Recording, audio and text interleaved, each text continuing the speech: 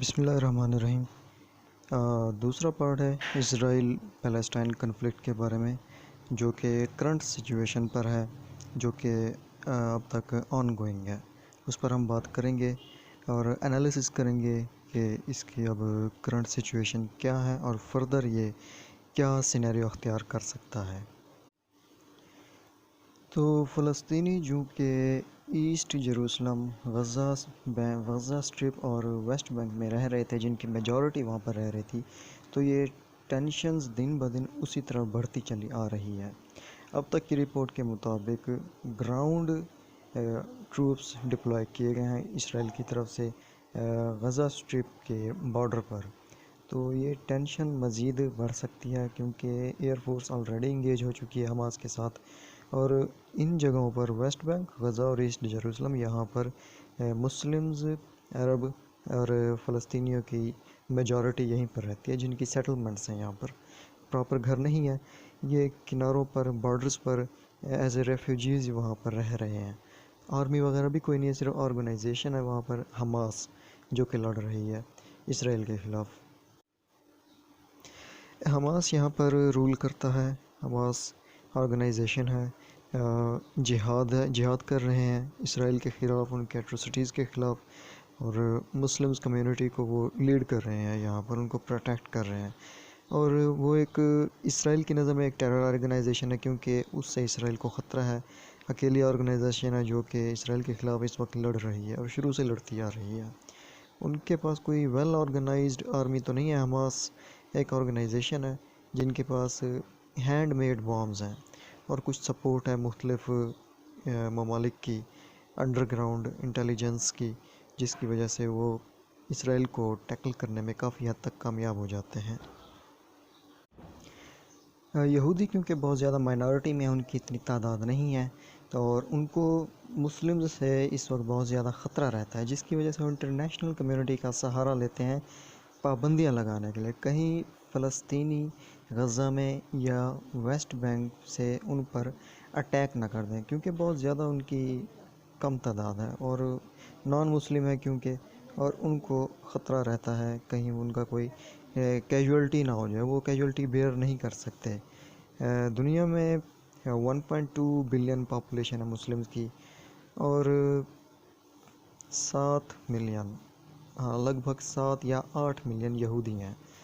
20 لاکھ یہودی پوری دنیا سے آئے تھے شروع میں، جو کہ اب تک 7 ملین ہو چکے ہیں، اور یہ کوئی اتنا بڑا فگر نہیں ہے۔ اس کو اکیلے حماس ہی کافی ہے اگر کوئی جنگ وغیرہ ہو جائے تو، کیونکہ انٹرنیشنل کمیونٹی کا سہارا لیتا ہے اسرائیل، اور ٹیکٹونکس یوز کرتا ہے، ٹیکنالوجیز یوز کرتا ہے، ڈیفرنٹ ایڈوانس ویپنائزیشن اسٹیٹ اس نے بنائی ہوئی ہے، ایئر ڈیفنس سسٹم ان کا کافی اچھا ہے جس کی وہ تعریف کرتا رہتا ہے۔ بہرحال پھر بھی اس کو کافی ڈر لگا رہتا ہے ان نہتھے لوگوں سے، جو کہ تعداد میں کافی زیادہ ہیں اور شہادت کا ایک جذبہ رکھتے ہیں۔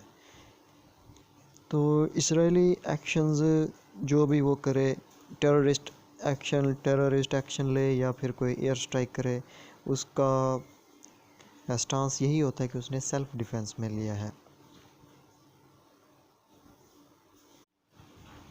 تو تاریخ میں جب سے فلسطین اور اسرائیل کا تنازع شروع ہوا ہے، جنگیں بھی لڑ چکے ہیں آپس میں، وہ 2 جنگیں لڑی ہیں انہوں نے، تو وہ ایک فل فلیج وار اور تھی، کلیشز ان کے اور تھے، لیکن اس وقت جو سچویشن بنی ہے وہ اپریل مڈ 2021 میں، ہمارا مسلمز کا جو ہولی منتھ ہے رمضان، اس کے مڈ میں جو انہوں نے سچویشن بنائی ہے، وہ انہوں نے سچویشن کو بہت زیادہ ایسکیلیٹ کر دیا ہے، تیز کر دیا ہے، شدت آ گئی اس میں، ان کے ایٹروسٹیز میں۔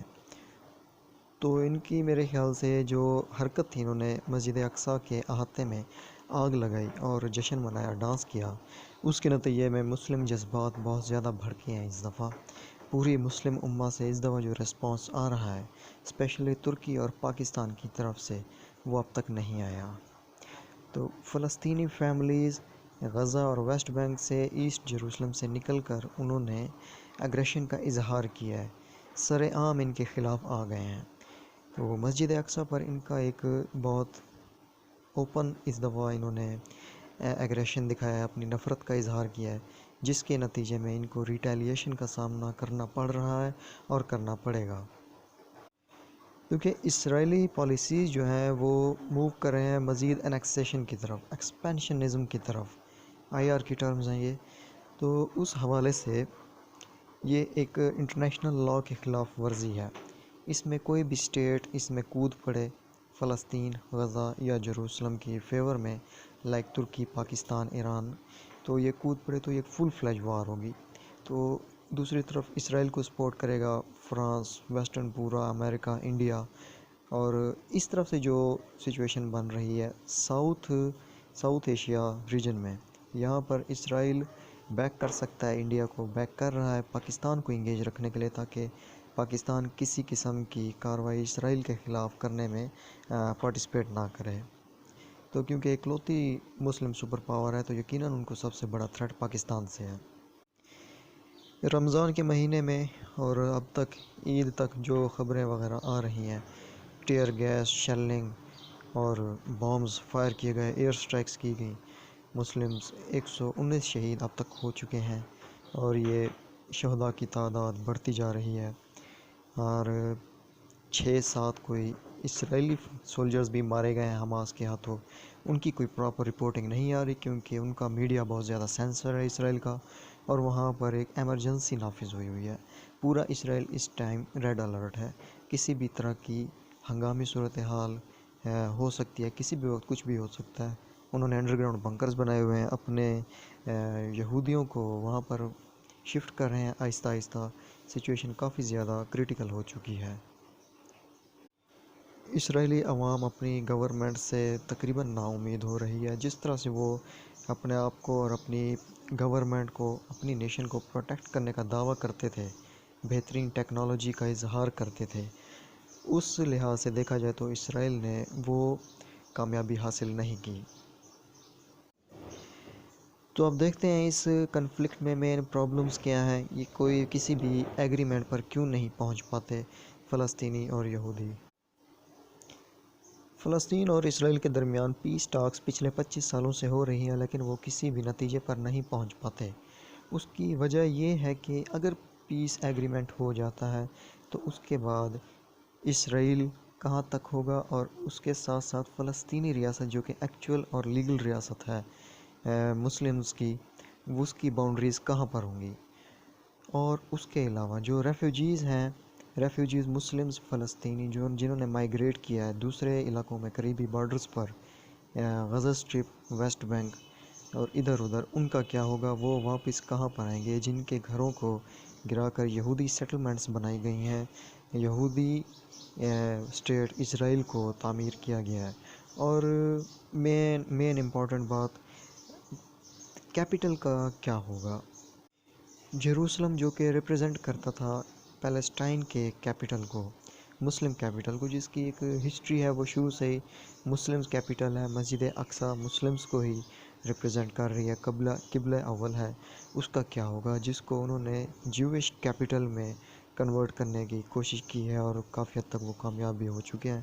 اس پر بھی ایک لیکچر بنایا جائے گا. فیوچر میں کیا ہوتا ہوا نظر آتا ہے؟ موسٹ ریسنٹ پیس پلان جو کہ ڈونلڈ ٹرمپ پریزیڈنٹ تھا، ڈونلڈ ٹرمپ ایڈمنسٹریشن کے انڈر بنایا گیا تھا، جس کو نام دیا گیا تھا deal of the century. Deal of the century کو پیلسٹینینز کی طرف سے ریجیکٹ کیا گیا تھا. انہوں نے اس کو ایکسیپٹ نہیں کیا گیا تھا، کیونکہ یہ جیوش کے فیور میں تھا. ان کو فلسطین کے فیور میں آپ نہیں کہہ سکتے. یہ ٹوٹلی جیوش اور امریکن لابی کے فیور میں تھا، اور فلسطینیوں نے اور مسلم دنیا موسٹلی نے اس کو ڈسمس کیا. ون سائیڈڈ پلان تھا، پیس پلان بالکل بھی نہیں تھا. اور یہ ڈیل آف دی سینچری کی بجائے جیوش ڈیل تھی ایک قسم کی. ان کے فلسطینیوں کے احساسات کو، ان کے تحفظات کو مجروح کیا گیا تھا. اگر دونوں سائیڈز کی طرف سے کوئی پیس ڈیل کرنی ہے تو اس میں دونوں سائیڈز کا فائدہ دیکھنا پڑے گا.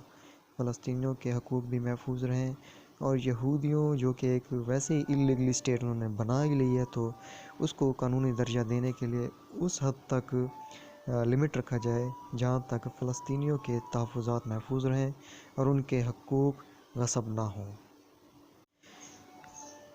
सो ये आर्टिकल तो यहीं ख़त्म हो गया है। तो जहाँ पर डील ऑफ द सेंचुरी आ गई है तो इस टर्म को भी एक्सप्लेन कर देते हैं।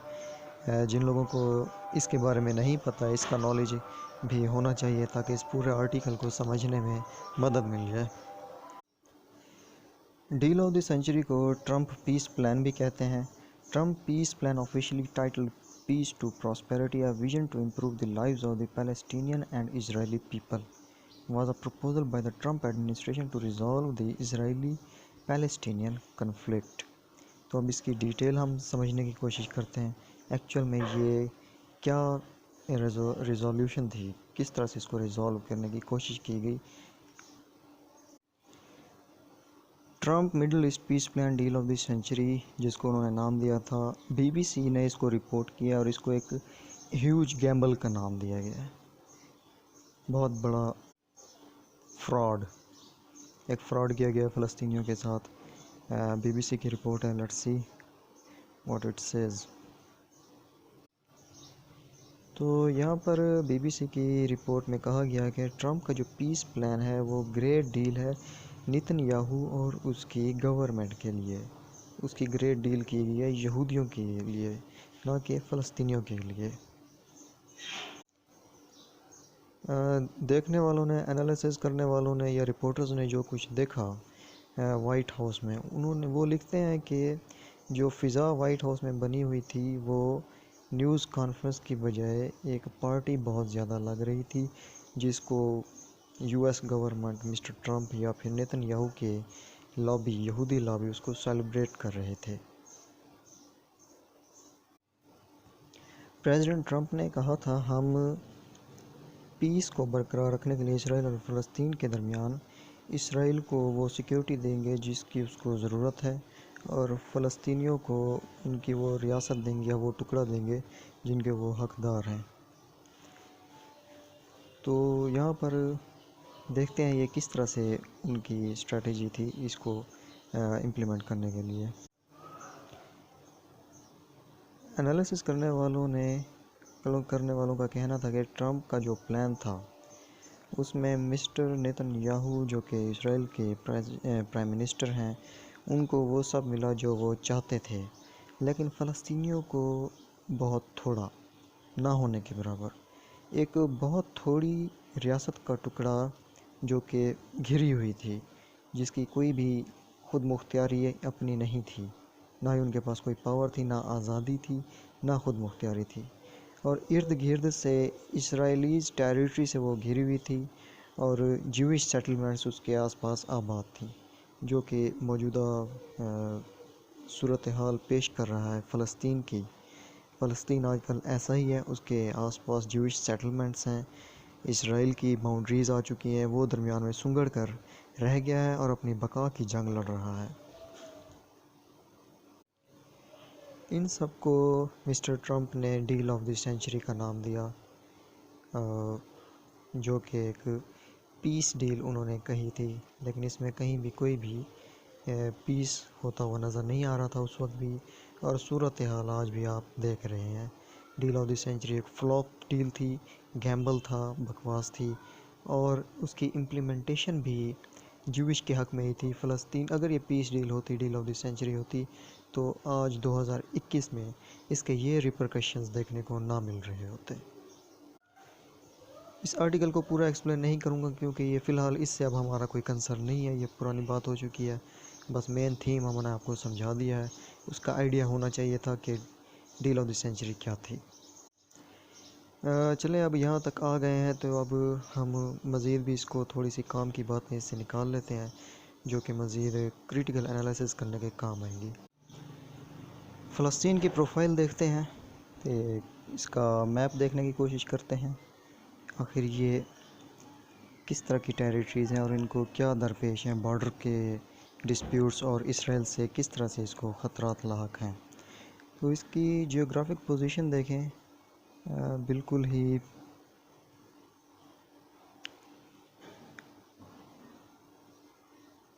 ये है इसराइल, اور یہ جو آپ کو یلو سا نظر آ رہا ہے، یہ ہے فلسطین۔ کچھ فلسطینی یہاں پر ہیں، غزہ اسٹرپ جس کو بولتے ہیں، اور یہ ویسٹ بینک کا علاقہ ہے، یہاں پر بھی بستے ہیں، اور اس کے نیبرنگ کنٹریز۔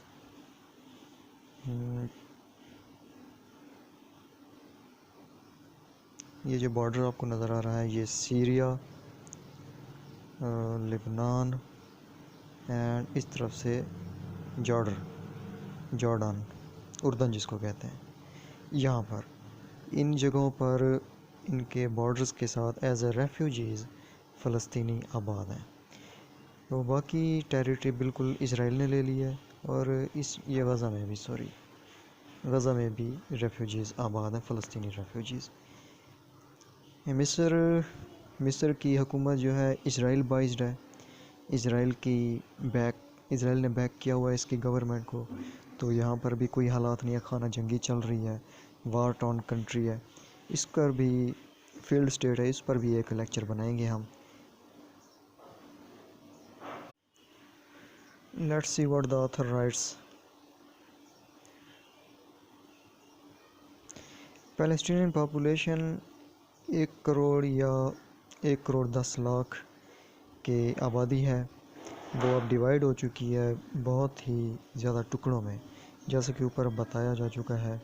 نیبرنگ عرب کنٹریز کے بارڈرز کے ساتھ ساتھ چھوٹی چھوٹی سیٹلمنٹس بنا کر خانہ بدوشوں کی زندگی گزار رہے ہیں، ریفیوجیز کی زندگی گزار رہے ہیں، پناہ گاہ بنے ہوئے، پناہ گزیر بنے ہوئے ہیں لوگ۔ تو یہاں پر ایک ورڈ ہے ڈایاسپورا کا، یہ ڈایاسپورا ایک ورڈ ہے، اس کو اسپیشلی طور پر ریفر کرتے ہیں جیوز کی پاپولیشن کے لیے۔ اس کا مطلب ہے یہودی جو کہ غیر قوموں میں آباد ہونا شروع ہو جاتے ہیں بہت زیادہ تعداد میں، اس آبادی کو ڈایاسپورا کہتے ہیں، اس مائگریشن کو ڈایاسپورا کہتے ہیں۔ اسپیشلی یہ اسپیسیفک کیا گیا ورڈ یہودیوں کے لیے، ان کی پاپولیشن کو دوسرے جس طرح سے مسلم پاپولیشن میں آ کر آباد ہوئے ہیں، بہت زیادہ میجورٹی میں آ کر ان کی مائنورٹی آ گئی اور اپنے آپ کو ایکسپینڈ کرنے لگے، اور دوسری جو میجورٹی تھی ان کو وہاں سے ایووکیٹ کرنے لگے، ان کو ختم کرنے لگے، نسل کشی کرنے لگے، اور خود کو ایز اے میجورٹی ڈکلیئر کر دیا، وہاں پر اپنی ایک پہچان بنا لی۔ اس چیز کو ڈایاسپورا کہتے ہیں۔